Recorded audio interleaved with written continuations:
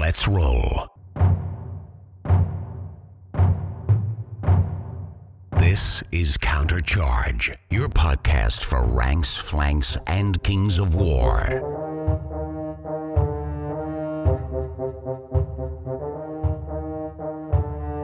Join your hosts as they delve into the world of Panithor and bring you worldwide coverage of all things Kings of War.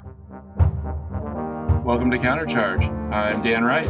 And I'm Ralph Enough. We're back again in the list builder, and I haven't seen you since Seattle Masters. It's been a minute. Yeah, it's been a bit. But you're still active, still playing Kings of War? Yep, still playing, still going to events and running events, doing all the stuff. And let's talk about that. Yours is the Rose City Rumble, if I recall correctly. That's correct. When does that hit on the calendar? It runs in March. This year we're running it on March 1st and 2nd, so the very first weekend of March. From all I've heard, it's been an amazing event. I know Jeremy, I think, has been up there at least once, right? Yeah, Jeremy's come up, and a couple of the other West Coast guys and the Reno guys have come up a couple times. So it's been good. Well, Dan, tell us, who is Dan Wright? I'm just a guy playing with toys on tables, rolling dice. Born and raised in the Pacific Northwest. Spent a little time living outside of it, but pretty much lived here my whole life and played all my hobbies up here, and that's what is about me. Give us your gamer origin story. How did you get into tabletop wargaming, and what path did you take to get to Kings of War? I think I took a pretty classic path for a lot of people. Warhammer 40K was the start back in high school. Me and a couple friends got into 40K and then kind of built it from there, and that went until late high school, where I swapped over to early editions of Flames of War, which is a World War II battle game. After that, I took a break for a bit through college, but then in grad school, when I was living in Texas, I got into Warhammer Fantasy really big, and so played that. And then after I left grad school, I came back up to the Northwest and didn't really have a group, and ended up getting into War Machine, because I was living in Bellevue at the time, which is where Privateer Press is located. So the scene there was extremely, extremely heavy for a War Machine. And then eventually, when I moved to Portland, I was still playing some War Machine here and there, but a guy that I worked with convinced me to get into Kings of War and try it, because he knew I'd played fantasy. And ever since then, been playing this. What are your thoughts on the state of War Machine? I don't know if you've been following, but I'm assuming you were playing like first and second edition, and now we're up to fourth edition, which is now owned by Steamforged Games. And love to get your take on that. I played a couple games of Mark IV, which is the most recent edition, and it feels pretty good. It's not what I'm looking for in a game anymore. Like, just in general, I definitely prefer more the rank and flank at this point. But the gameplay felt really good. They have really good app support, so like we have now, but they have a lot of that, so it makes it really easy for people to kind of engage with the game. One of the things that drove me out was in late Mark II and Mark III, they moved to this flat terrain with no, it's just cut out pieces of neoprene that represent different terrain rather than real 3D terrain. And they've started to move away from that again, away from the flat terrain, back to 3D. So I think that's really improved the game. I think that a big part of playing games is being able to see the board and have some of that experience of actual terrain. Yeah, I think the 2D terrain does really improve the playability of the game. You can see where the edges of the difficult terrain or the woods or an obstacle, but you do lose some immersion when you're playing on that kind of stuff. It's a trade-off. I understand why they did it. It doesn't mean I liked it. For me, it was it just kind of took away from the things that I enjoyed, which was some of the cinematic elements. What's going on in the Pacific Northwest in terms of the Kings of War tournament scene? Because it seems like it's pretty active. It is. It's active. We've gone through some changes recently as people have moved around. A couple people have left the hobby either because they moved away, but we've also had some new players move into the region. And previously it had been very much. We had like 3 locations kind of through the Pacific Northwest. You had like Portland, Seattle, and then like Vancouver, BC, kind of Canada area. Now we still have some Canadians playing, and then a couple of them have been coming up and down to tournaments. But a lot of the Seattle folk that we had, some of them are still playing, but a lot of them kind of either went to other games or have moved away. But we actually had a bunch of people move into the Tacoma area, and they've really started to pop off and like really develop their own little like local scene. So we've seen some growth in some areas, and it's kind of a mixed bag. Is that Robert Zimmerman? Yeah, that is. Coming from Texas, he's probably pulling like a lot of that momentum that they have down there as well up to the Northwest. So he moved to Tacoma, where we actually had a couple people, like 2 or 3 guys, like playing every once in a while in a store that like lived in Tacoma. And so he's been really able to kind of pull people together. And then he's been working with, we had another guy move to Tacoma from New Zealand who played in New Zealand in like the Australian scene. So he came over, and so they've been kind of really driving that scene and putting a lot of stuff in, a lot of work in, and getting people playing. That's awesome. It's good to see a vibrant scene. You know, ultimately, you guys have a pretty good spread out scene too across the international border. It's, multiple hour drives between them, even like, so it becomes very difficult to kind of coordinate them. But I think we've done a pretty good job. Yeah, and in terms of your events, you've got the Rosie Rumble with the Wildwood Brawl. That's down there as well, right? Yeah, that's Dustin's event, and he runs in Portland. Yep. And then what do we got up in Seattle? What events is it? It used to be like Emerald Dragon, but I don't know if you know. What are they called now? Ryan Munsell runs one. Was it the Bothell Brawl? It is the Bothell Brawl. Rob Zimmerman's running one next weekend. This will be his first, Grit City Grail, which is in Tacoma. And then we have the McClure brothers. I don't know if you remember them. I know the McClure brothers. They're infamous. So they started running an event last year called Hunt for Bigfoot in the Portland area. As I hear you talk, it was like back in the day, Seattle was kind of the center, right? And then you had Portland and Vancouver. But now it feels like Portland's really transitioning into a prominent role in your scene. Yeah, we've got a really good, really healthy group of guys that are playing, and it's been really good for us. And with, multiple people running events, it's really helped us kind of keep the momentum and continue to grow. Are we going to see you at Masters this year? It's in Reno. It's not that far. That's the plan. Good. Well, good. We'll finally get to catch up. It's been a couple years. Well, Dan, are you ready to go into the List Builder studio? I was born ready. The List Builder Studio. To kick us off, what draws you to an army? A lot of it is something about, like, usually it's like either a unit that I'm like, yeah, I want to run that unit, or I want to paint that unit. I'm drawn a lot by like painting challenges, like theme elements, right? I like to build competitive lists, but if I'm going to build a list, I want to enjoy painting it. So there's kind of some balance there for me. A lot of times it's like, this unit is really good. How do I build around this unit, and build something that really leverages this unit to its maximum output? When you're thinking about armies and lists, theme, does that come into play?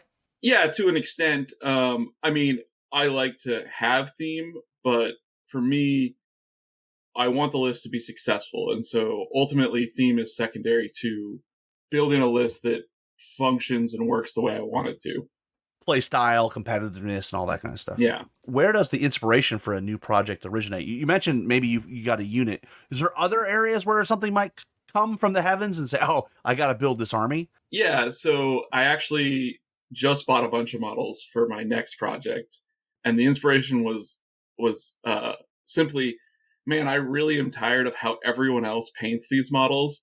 And I'm going to build this army and paint them different because I'm tired of the same schemes.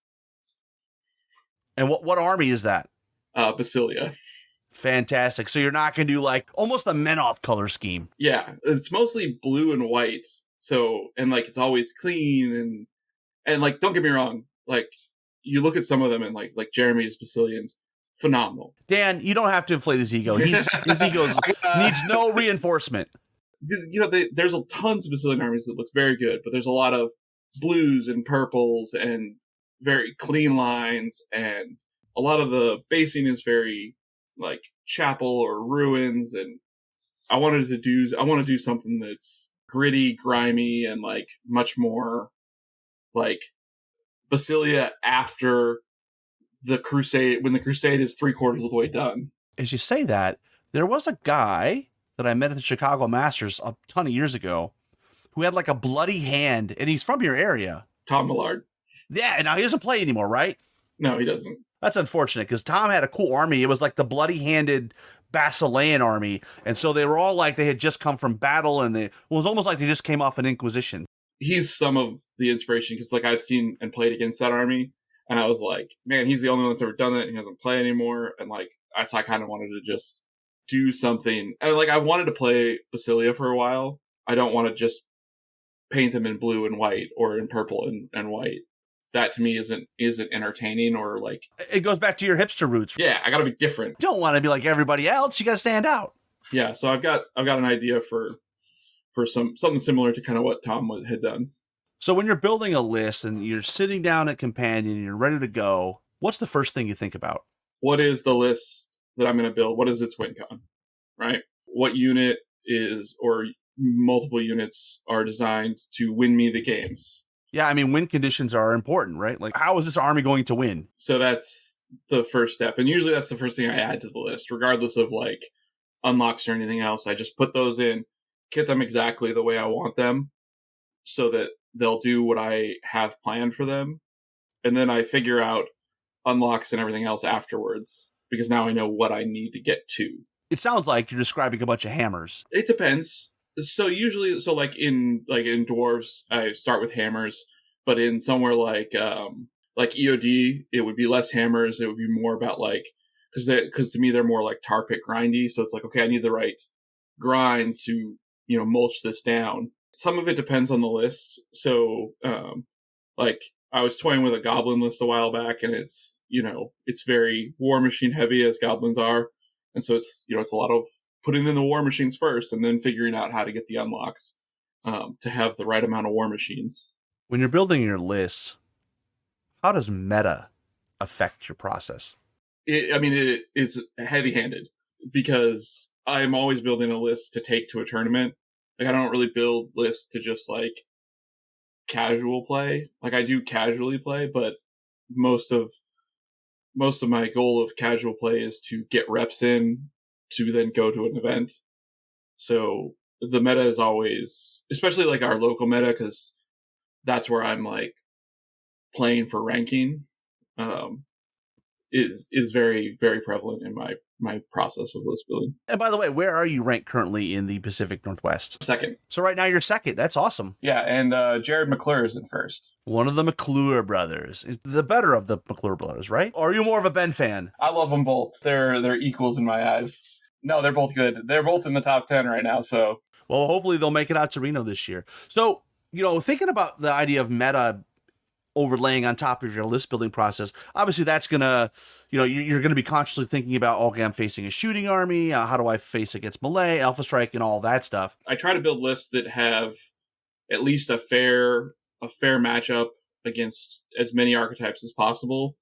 Usually I look at having whatever my meta is heaviest in, having a better than fair matchup against those things, and then fair against kind of further down the line. And I assume that the answer to this question I'm about to ask is going to be affected by the army you're picking, but just generally speaking, are you an aggressive player or are you more defensive? Yeah, some of it's by army. I mean, some armies struggle to be aggressive, a la Dwarves, because, they kind of have to play a different style just based on their speed. And same with like shambling armies have to kind of play into a certain style, but I don't generally play like pure alpha strike armies. I like a little bit more of a hybrid, because it's what I find a little more success with. But I definitely like an aggressive list when it's appropriate for the army that I'm playing.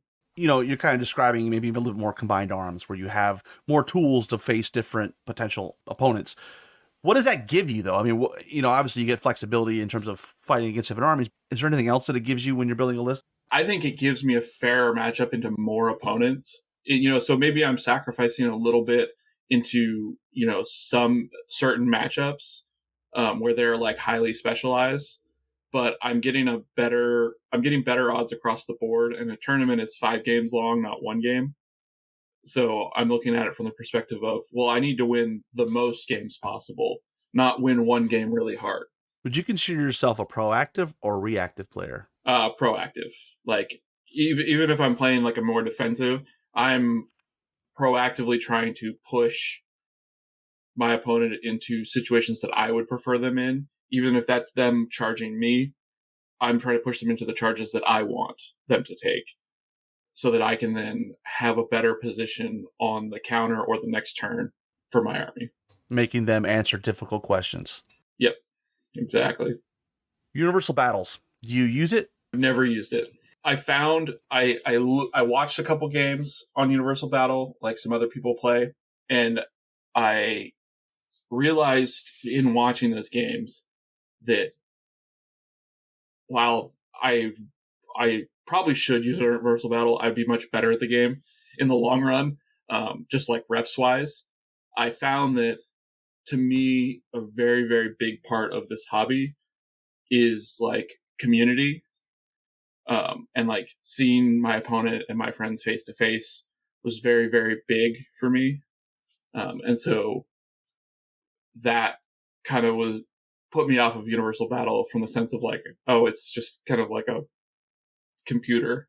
Going back to where we started, where you talked about when you're sitting down for the list for the first time, you're probably adding in a couple key units that are going to kind of maybe define how this army is going to work and how it's going to win. And I assume for those units, there's a very, very specific role. Yeah. What about the rest of the stuff that adds? Are you looking to, add more very specific roles, maybe augment what you've already included in that first wave of units? Or do you consider like units that have multiple roles? Maybe you have like a Sea Guard where I can shoot or I can fight with phalanx.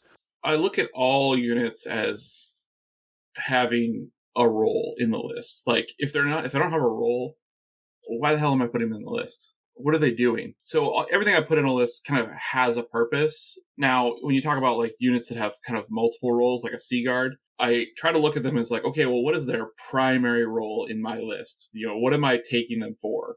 And then any secondary role, like if I'm taking Sea Guard, it's like, okay, they're a phalanx horde, because if say you're taking them in a horde, they're a phalanx horde that can shoot. Right, so their primary role is a phalanx horde, right? Especially into any sort of cavalry or flyers, they're going to be really strong. Being able to shoot in turns 1 and 2 and possibly in turn 3, depending on opponent, that's just a bonus. That's great, but it's not why I'm taking them. That is just their bonus role. Do you use battle groups when you're building a list? Sometimes. I have lists that have kind of multiple battle groups. I also have lists that are one single battle group. The whole list is just a group and everything is designed specifically to work around everything else. But yeah, there's my halflings list has battle groups. I have a dwarf list that has battle groups. So it really depends on the list and kind of how much I'm putting in. I find that my shambling armies tend to be one battle group just because they have a hard time getting far enough away from each other to not all work together. Let's talk about number of drops. I love my 13. I find that I hit that number in most lists. That's right in my sweet spot. I can run 12. I'd prefer 13, but 12 is fine. I've run maybe 2 lists ever over 14.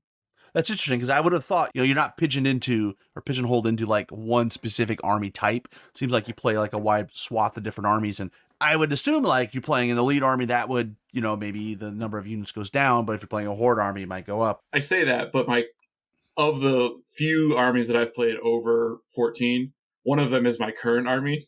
So I do branch out, but a lot of it was I was playing I played ogres for a long time and they're a low drop kind of by design. I played a lot of like elite monster mash, undead and EOD. And so those tend to be just, you're playing monster mash, like you just don't have a lot of drops because you're investing your points kind of heavily into every unit. What are your thoughts on scoring versus individual units? I mean, if you can make an army where everything scores, phenomenal. It's great.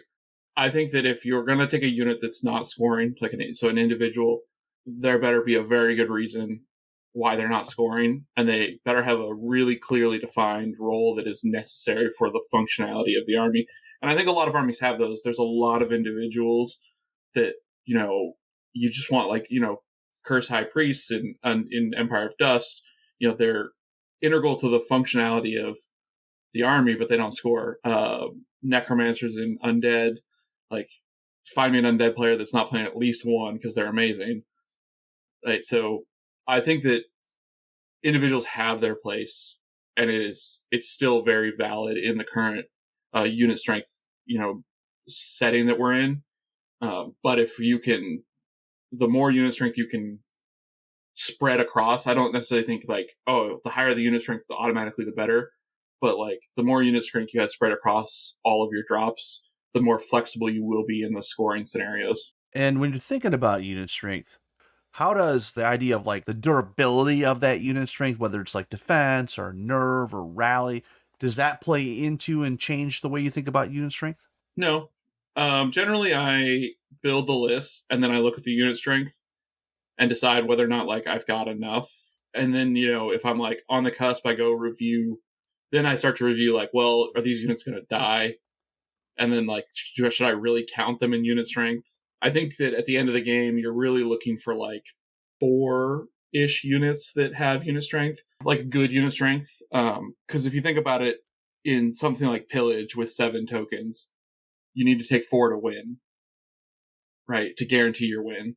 In Control, if you take 4 zones, you'll win the game, right? 3 can be a draw because you could each get the 2 zone, but it could also be a win. So 3 is kind of the line limiter for Control. Hold the line's the same because it's basically 3 zones, so you need 2 to win, but like they're going to be much more hotly contested. Any sort of objective marker 1, generally it's 3 to 4 to win. So you need something that can probably win. So like regiment or above, you need probably 3 to 4 of those. And then if you have like a monstrous cavalry unit that has usually 1 unit strength, those but those are going to be very easily beaten by a lot of opponent stuff. So you run a risk if you're planning on those to be one of your end game unit strength scorers. That's where Orb of Towering Presence might come in or something like that. But I try to have like probably at least 3 solid unit strength units that I plan to have at the end of the game. The more the better, but at minimum 3, because then you can win most games. Do you have a preference when you're looking at units to regiments versus hordes? I use both. I think that it's about the unit and what its role is. Just determines whether or not it's a regiment or a horde or even a troop. That's much more important than like, oh, I gotta take a horde or I gotta take regiments. I mean, it's fine if you want to go like MSU regiment spam, like that has its place. But to me, I look at the units as a win. When I'm looking at a win con, it's like, the win con might be a horde, but that doesn't mean that anything else in there needs to be a horde. Like maybe it's got regiment support instead of horde support. All right, well, let's talk about the most important things at Kings of War. Let's talk chaff. If you can take some, I always try to take 1 or 2, especially in like Undead, EOD, any sort of like shambling or like slow army where you're going to be outspeeded. Chaff lets you kind of negate some of their speed advantage by dictating some charges that you're going to receive. Like you're sacking the chaff, but you're drawing your opponent into a position that they may not want to be in. Or you can, if they're not going to take that charge, you can push the chaff into a charge and open up yourself space to kind of advance safely. So I think chaff plays a very important role in determining where the line of battle is kind of going to be on the board and kind of what shape that's going to take. And as part of your list building process, are you thinking about how you're going to deal with your opponent's chaff? Absolutely. I mean, you have to assume it's going to be there, and it's going to attempt to screw your battle plan up left, right, and center. And you mentioned when you start off, you've got these couple key units that you're starting with, and it sounds like you give them whatever magical artifacts they need to do their job. But just in general, talk to me about magical artifacts as part of your list building process. Yeah, I think some units, there are certain units in the game that are like, their ROI on magical artifacts is just so huge that it's like, okay, well, this is just so much better when you take, Blessing of the Gods or whatever. And then it's like, okay, well, let's take that. But I think magical artifacts are, for me, they're often kind of at the end, and they don't pop up in a lot of my stuff. It's mostly in kind of either my win cons or my kind of flex units that I'll use in multiple spots on my battle line or in my battle plan. Those will tend to have some artifacts. And then, you have your classic, I've got 5 points left. I guess I'll throw a blade of slashing somewhere. But I try to limit the overuse of magical artifacts. I think you get more, especially in the unit strength game.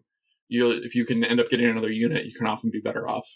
And on that note, what about spells? I mean, just generally, are you a person that likes offensive spells or more like wound mitigation to defensive spells? Or I really like having one spellcaster that's 1-1.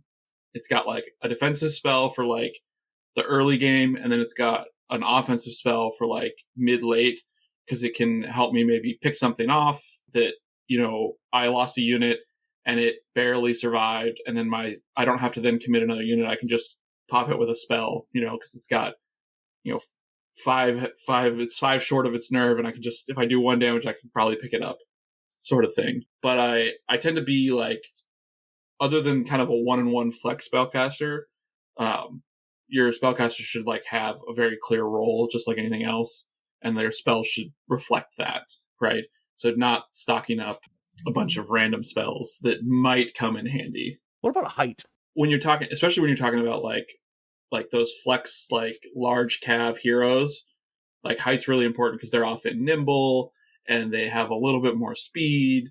So you're able to, height becomes very important because it lets you do a lot more. So your ROI just goes up and up and up as you are able to do more with that small base size. But in the general line of battle, not really. Other than maybe sometimes if you have a really offensive spellcaster, Edge Periscope can really give you that a lot of flexibility. So and that's a height thing. But my main battle line, height only really matters in my mind to the things that aren't on the line, right? So if something's behind the line, does it need height or does it not need height? Let's talk inspiring. Yeah, I mean, I try to run enough that especially in turn 1, everything can be inspired. If you face off against a shooting list, like an elf list, and you are second, you're going to get shot. And so it's well, don't leave yourself to lose a unit to you didn't have a reroll and they spiked dice. I think that's become easier with the very inspiring buffs to standard bearers. So you're getting a lot bigger bubble a lot of the time.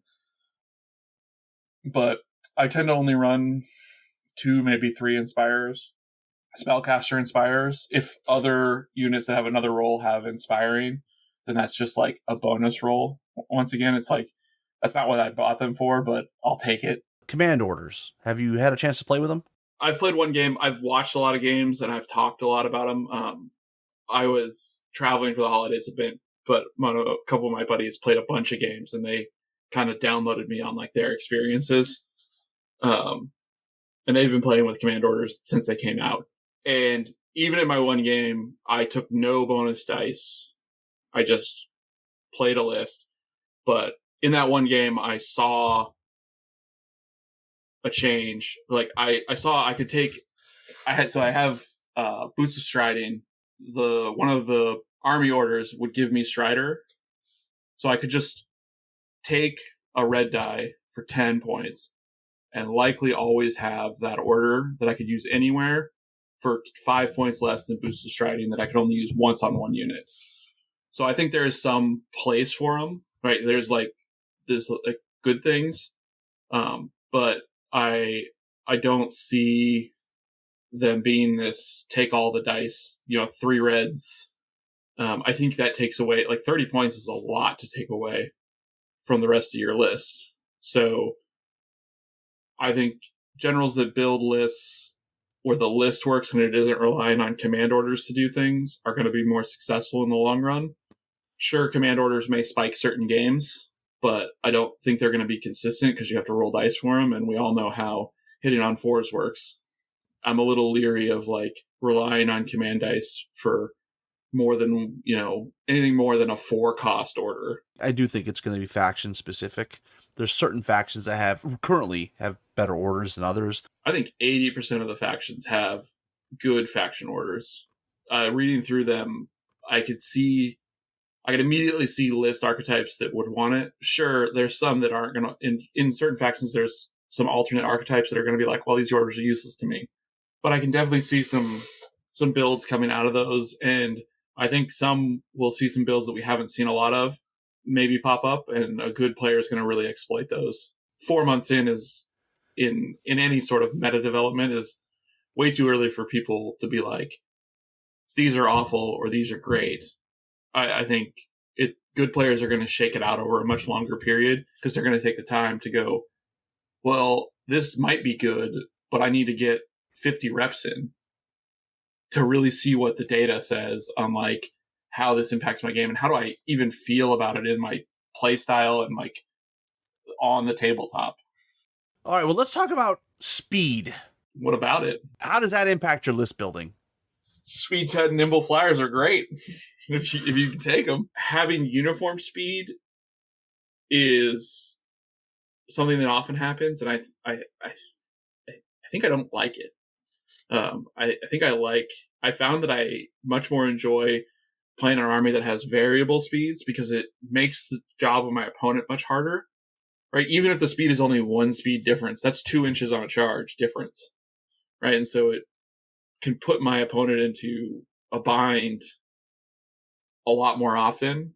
And that's especially true on like the lower speed armies where they're already struggling in the speed game. It lets them, once again, it lets them dictate things more. But yeah, I know I like variable speeds. I like to mix and match so that I have a lot of different things that need to be accounted for because then it's more likely that something will get missed.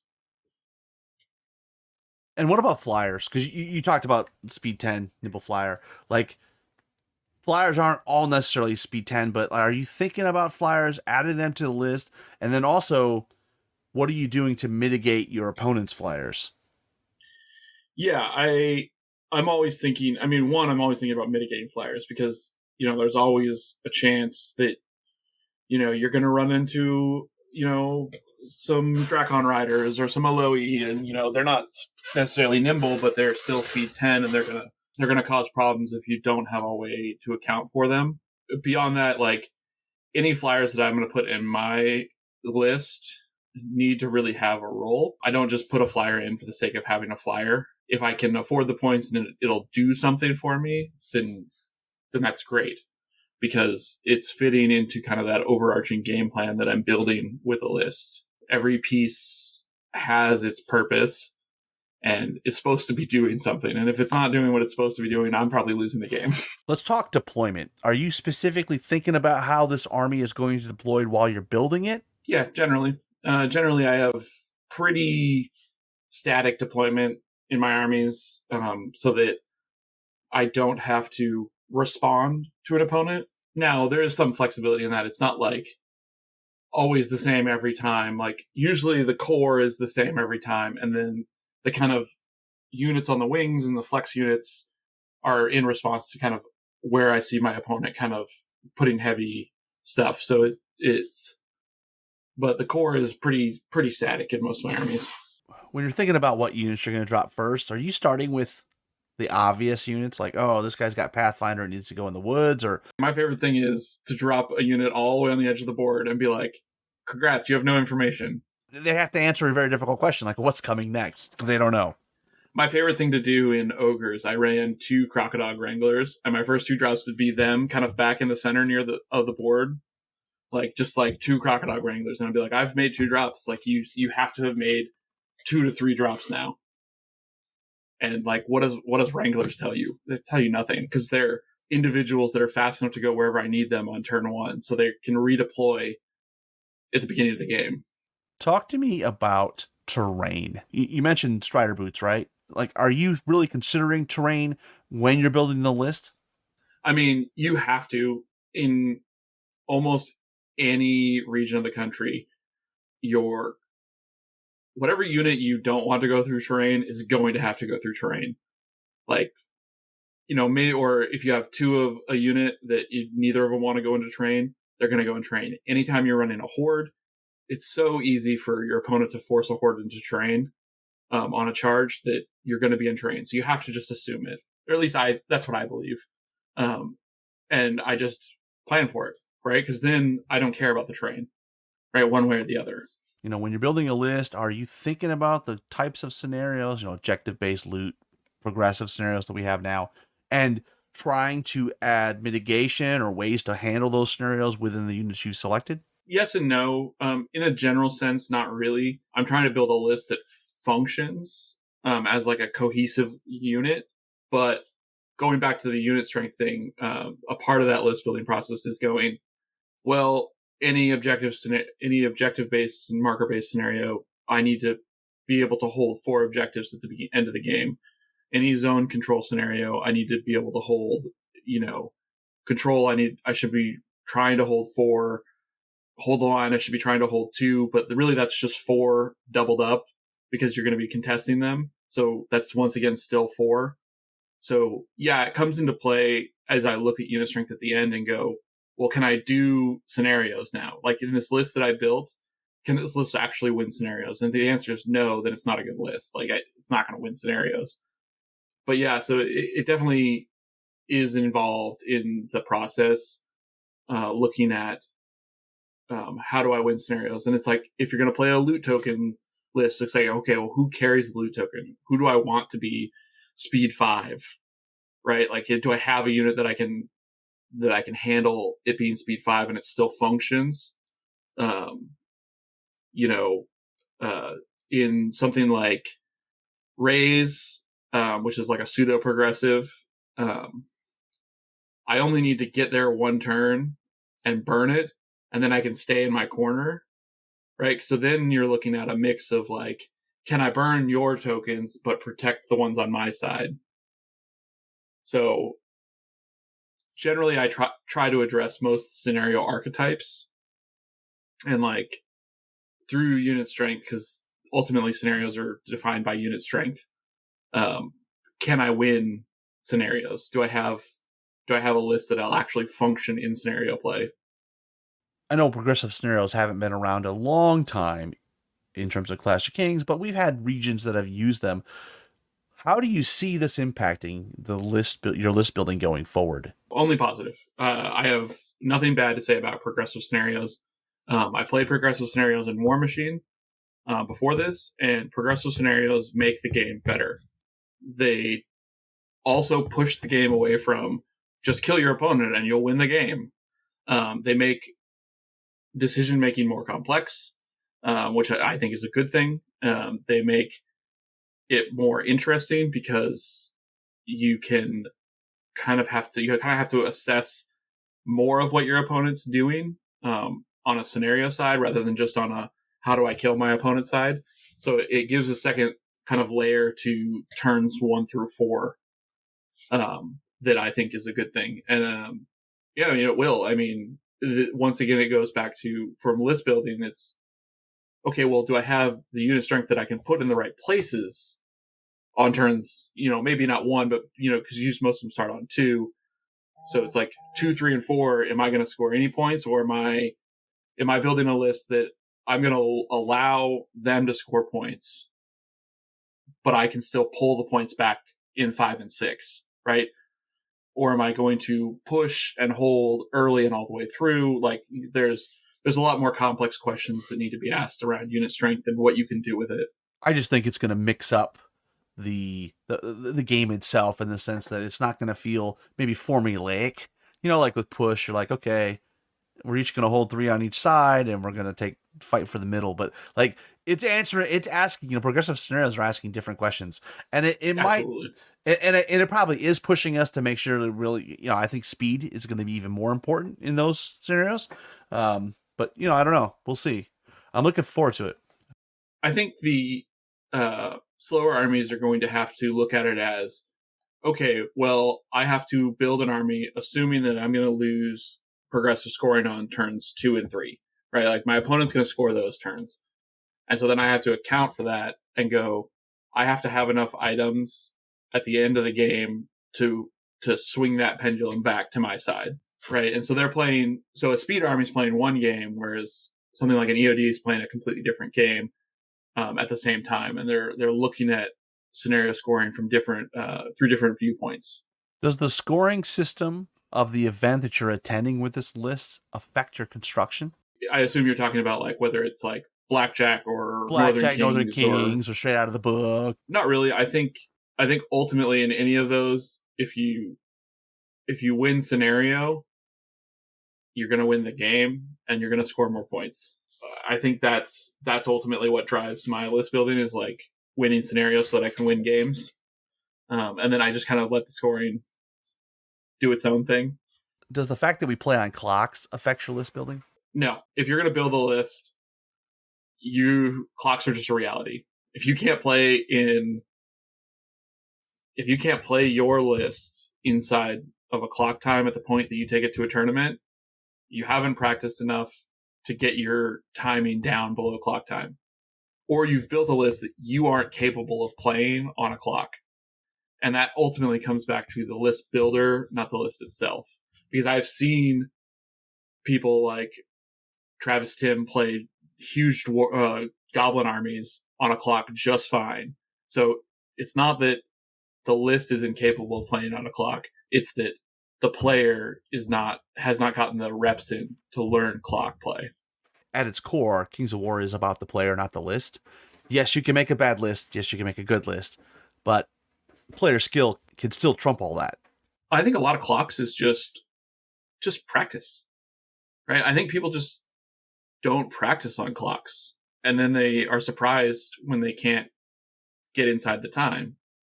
And like we practice on clocks a lot, especially with like when we bring in new players. The first learning games we don't, obviously, because that would just be overwhelming, and I think that's bad for community building.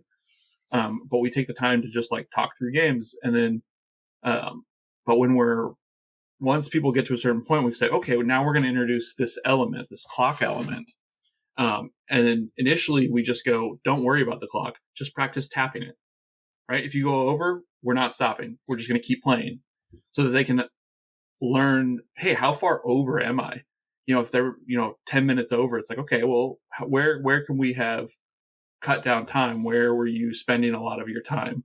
And like we look at it as just another skill that we slowly develop, and we let people develop in a way that isn't oppressive to like their enjoyment of the game. So when you're building a list, are you thinking about whether or not you want to go first or second? Yeah, generally I want to go first in almost any list. I think that going first generally gives you the edge. There's maybe a couple lists, like some like 18-inch shooting lists, that are going to want to go second because they maybe are like 18-inch shooting without scout. So if their opponent isn't paying attention, they can get shots without having to move. So that there's some lists that I think want to go second, but I think in general, most lists want to go first, or the lists that don't care. First is just generally better, in my opinion, because you can then start dictating pace of the game. You can dictate kind of almost immediately, you can dictate where the fight is going to take place. And then in a lot of scenarios, that matters, right? Because you can force the fight to be closer to things that you want to score and away from things that they're trying to score. So we get this annual update, Clash of Kings, every year. How has that affected your list building process? Oh, it's great. I think if they didn't do the Clash of Kings, I would have stopped playing this game a long time ago because it would have gotten stagnant. Having yearly just tweaks and adjustments means that you see something rise in the meta and like okay, if it gets too strong, like it's going to be dealt with, right? Like the data is there, especially now that we have like the list building app. Like the rules council can pull raw data and be like, this is showing up in 98.7% of lists. Like that's too much. But I think Clash of Kings makes list building more enjoyable because it kind of resets the clock on like ideas every year. So it's like you get a year to really play with things, and maybe you're like, I found this thing that's broken and I'm going to enjoy it while I have it. And then you get to look forward, at least for me, I get to look forward to, now they've taken it away, well, what do I do now? Like, what's the next thing? Now, we've talked a lot, and you're really a competitive guy at heart, but I'm curious, does the hobby ever trump list building in the sense that, like, there's this cool model or this cool unit, and you've got to paint it even if it's not effective on the table? Does that ever trump what you put in your list? Generally, my hobby invasion of my list building is finding models that are too big for the bases that they're supposed to be on, and then playing them on exceptional base sizes, even though that's not the most competitive way. The number of Titans that I have on 100 by 100 is too many. Does your list building process change based on the amount of points you're playing? Oh yeah, it's got to. I mean, even like, I think like 2250 to 2300, like it's the same. But as soon as you go down to like 2000, one, it has to, because you've changed your maximum unlock. Like your 1995 changes things mechanically in list building. So yeah, it does. And I mean, like, if I was to go to like one of the Texas 2500 tournaments, it's got to, because my lists are meant to be cohesive units. So they're not really designed to just add 200 points on or take 300 points away without kind of fundamentally breaking what it's designed to do. It's very hard for me to just like plug and play pieces. Everything's kind of connected in my list. So I generally, when I go to like Refugees of the Old World is lower points. I tend to have to rebuild a list from the ground up to go there. And then that one, they give you a free unit. So if I'm rebuilding, I also try and include that unit as part of my build so that it's not just an add-on and it's actually a functional piece of the army. What's the most overlooked thing that impacts successful list building? Peer review. Make a list and show it to your buddies and be like, hey, does this look good? What does this look like? A number of times that I've like shown this to like the McClure brothers or like Dustin, and he's just been like, why not this other thing? And I'm like, oh, I didn't even think of that. I think that's very overlooked. People try and like hold their lists as like secrets, and I mean, good lists are going to win with good players. So like, get the peer review. What's the most important question that a new player should be asking themselves when they're building a list? There's two parts to this.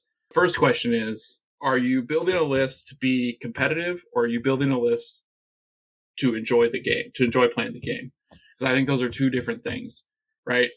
What is your goal in play? And then like after that, it's like, okay, is there any, rule of cool? Is there stuff that you absolutely want to use in your list? Or are you open to anything in whatever army that you've chosen? I think that for new players, if you're like, oh, well, I want to be competitive, but then you're going to just be like, but I only want to play and make this thing that everyone says is bad good. Maybe that's not the way to go about it. That's not to say that I could be wrong and that thing that everyone says is bad is good. And if you can prove them wrong, like, by all means, prove us wrong, because that's always a fun meta shakeup. But I think that for new players, what's your goal in playing the hobby is like the first question of list building. Is like, are you just wanting to come to, the local weekly play and have fun? Great. Build whatever you think is fun, right? Don't put limiters on your enjoyment of the hobby in that case. If you're like, I want to build a competitive list because I want to go to this tournament and I want to start getting practice now, build what you think is a competitive list, take it in, and ask for critiques and review, and then listen to those critiques and review. How has your list building process evolved over time? I used to not have a lot of people that I could like bounce lists off, but as I've like met more people in the community, I'm able to like send lists to more people, and like so my field of peer review has gotten bigger and bigger, I guess. That's really evolved. And then also seeing like players from other regions and like things that they're doing with lists and being like, man, I didn't even think about those things, and just like being aware of like what's going on in the meta and like what's going on in different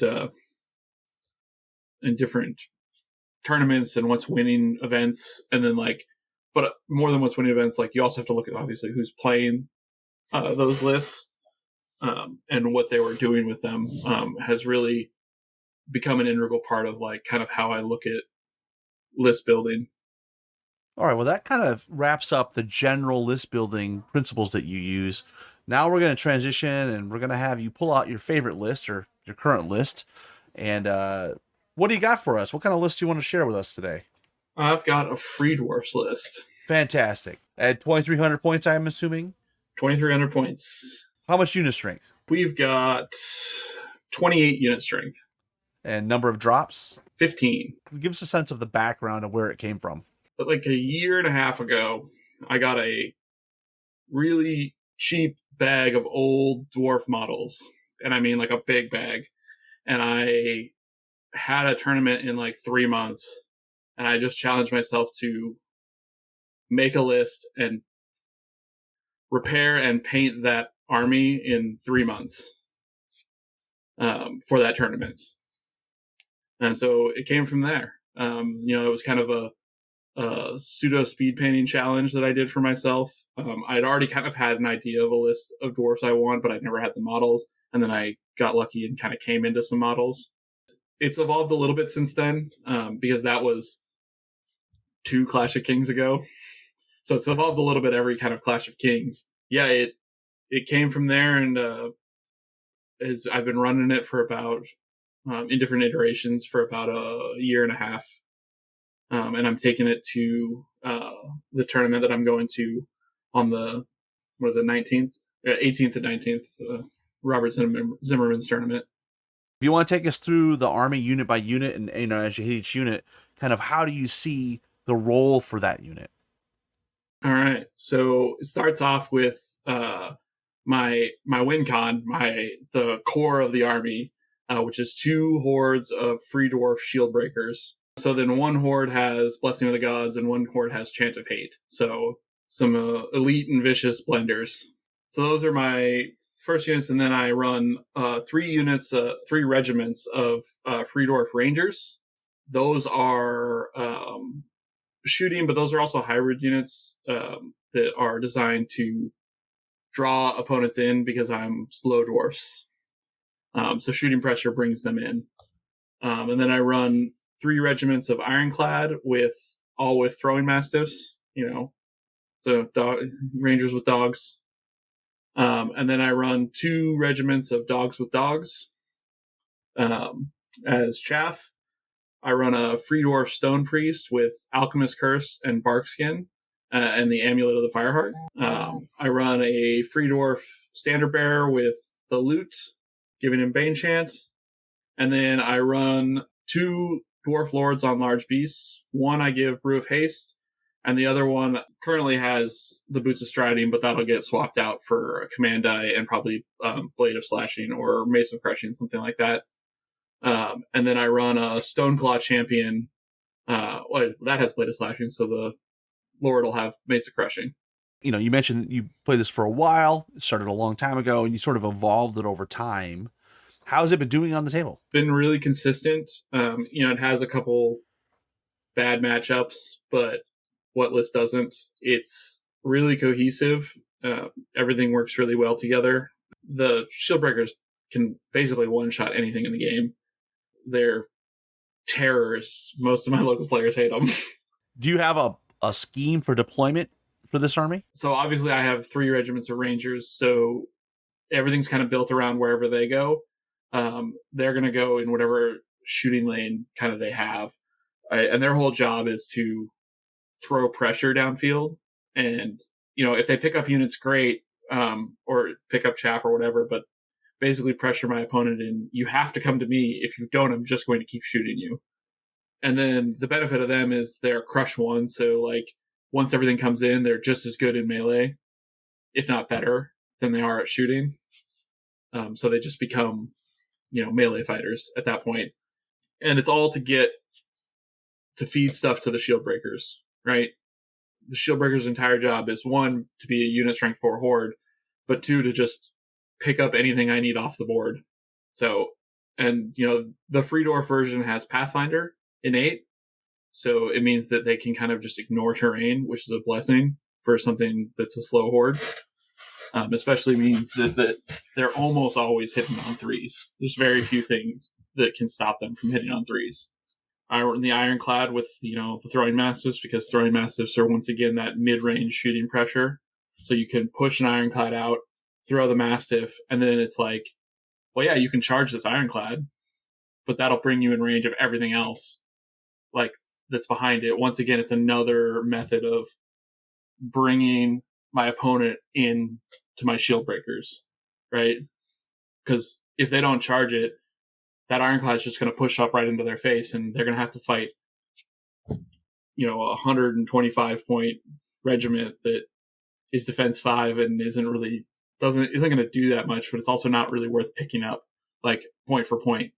The massive hunting packs, same sort of thing.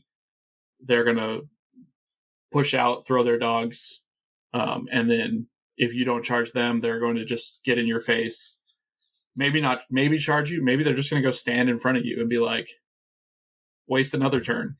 A lot of that is all designed to live in that mid-range and pull people from just out of range back into range. And then the heroes are obviously designed to buff the shield breakers. You have Barkskin on the defense 4 shield breakers, gives them basically free wounds. You can also, if you really want to be cheeky, you can throw it on like a massive hunting pack and be like, yeah, that became a lot harder to kill now. The free dwarf standard bearer has rally 1 for dwarfs, so it's once again just bumping that nerve and giving more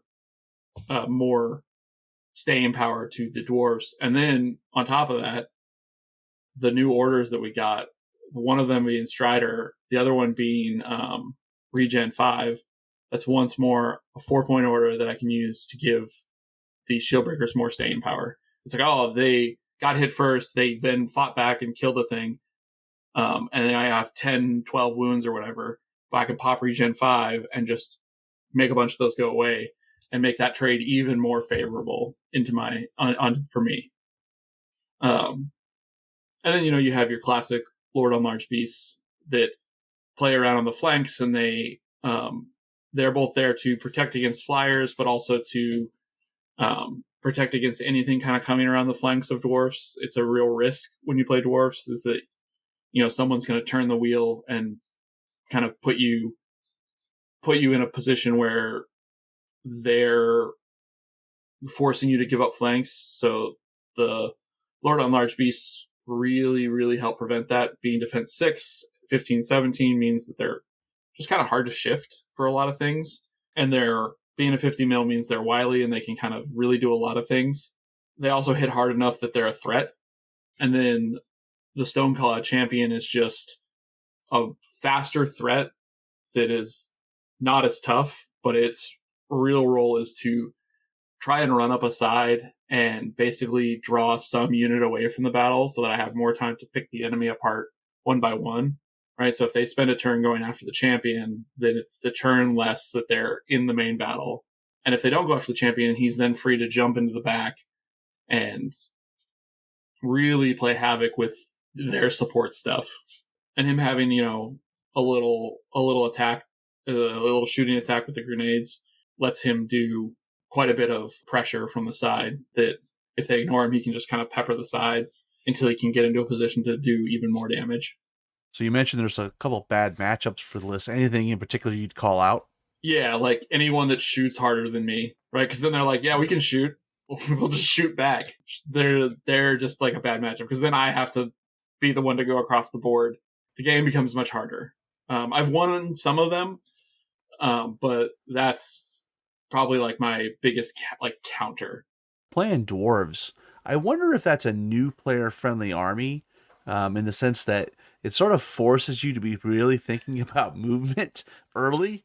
But I don't know. What are your thoughts on? Do you think Free Dwarves is a good choice for a new player? I fundamentally believe that new players should play whatever draws them into the game. I think that telling a new player, oh, you shouldn't play that one because that one's not new player friendly, is just a negative experience for the game. If a new player came and is like, I just want to play goblins because I want to have all the war machines, I'm like, all right, do it. Realize, though, that this is not a new player friendly list and it's going to be much harder to learn. Like, I think full disclosure is more important than telling a new player that it's not new player friendly, but also being supportive of them making whatever choices they want, because that's going to grow them in the hobby and grow them in the community. But back to your question, no, I think Dwarves is kind of hard for new players because you're playing on the speed back foot from turn one. Like, even shambling armies are faster than you. Generally, I think speed 5, speed 6 non-shambling armies are probably like the sweet spot for new players. Like as far as like new player friendly armies, a lot of those tend to be, you're not playing on the back foot speed wise, but so you don't have that layer to think as hard about.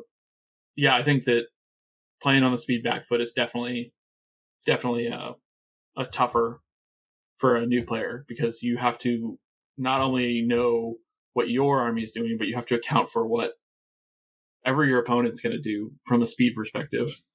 Thanks for sharing that list, and if folks are interested in this list, we'll include it in the show notes for this episode. Next, Dan, we're going to jump into rapid fire questions. Are you ready? I'm ready. Hit me with them. What's your favorite army? Empire of Dust. What is your least favorite scenario? Oh, anything with a loot token, because then I can't search my Empire of Dust. What drives you creatively or competitively? The people I play with drive me both in both aspects. When your opponent rolls snake eyes? I feel both good and bad. When you roll snake eyes? I feel bad. What is your favorite hobby material? I have a bunch of 3D printed skeletons on spikes. What is your biggest gaming pet peeve? Putting drinks on the playmat. If you had to replace miniature wargaming with another hobby, what would it be? It'd probably be my other hobby. Would just replace it more, which is I play a TCG and I collect cards. It's anything I could collect. What other miniature wargame would you not want to play? I don't want to play. What's the Warhammer Fantasy one? Not Old World. The other one that they're Age of Sigmar? Yeah, that one. I don't want to play that one. If you had a romantic evening with Ronnie Renton, what would you whisper sweetly to him? Why can't he buff my dwarfs even more? He's supposed to love them. Well, Dan, I really appreciate you coming on and chatting with us. Yeah, of course. It was great. Thanks for having me. Everybody out there, no matter how dire it gets, don't forget to countercharge. Thanks for listening, and we'll see you next time on Countercharge. Please let us know what you thought of the show by emailing us at counterchargepodcast@gmail.com, on Twitter @countercharge15, or by commenting on the Countercharge Kings of War podcast Facebook group. If you enjoy the show, you can help others find out about it by leaving positive reviews on iTunes. Until next time, keep countercharging. Music is a composition of Kevin MacLeod and is licensed under Creative Commons.